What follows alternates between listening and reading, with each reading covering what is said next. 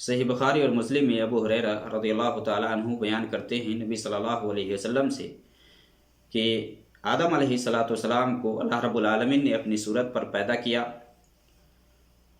اس کی لمبائی 60 ہاتھ تھی۔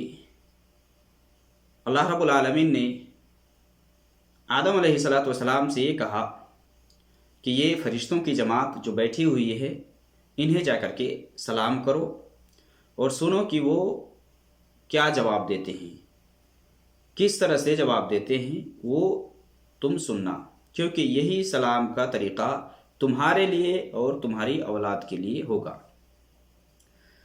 تو آدم علیہ السلام فرشتوں کی جو جماعت بیٹھی ہوئی تھی نا، وہاں گئے اور السلام علیکم کہا، تو فرشتوں نے کہا السلام علیکم ورحمۃ اللہ۔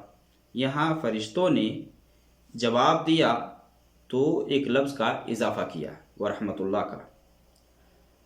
یہ اسلام میں سلام کا طریقہ ہے۔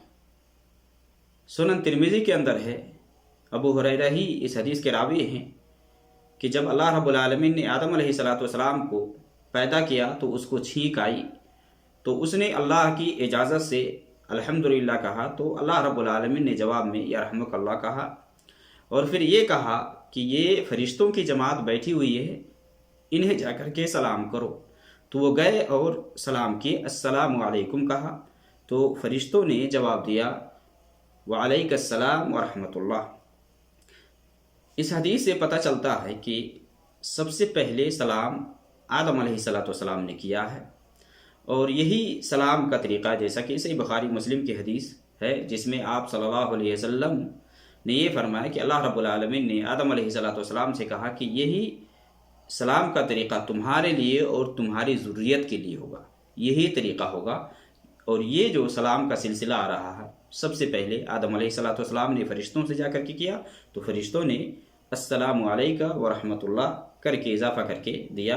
اور قرآن میں بھی اللہ رب العالمین نے یہ بیان فرمایا ہے کہ جب تم میں سے کوئی سلام کرے تو اس کا جواب اسی حساب سے دے یا اس سے بہتر انداز سے دے۔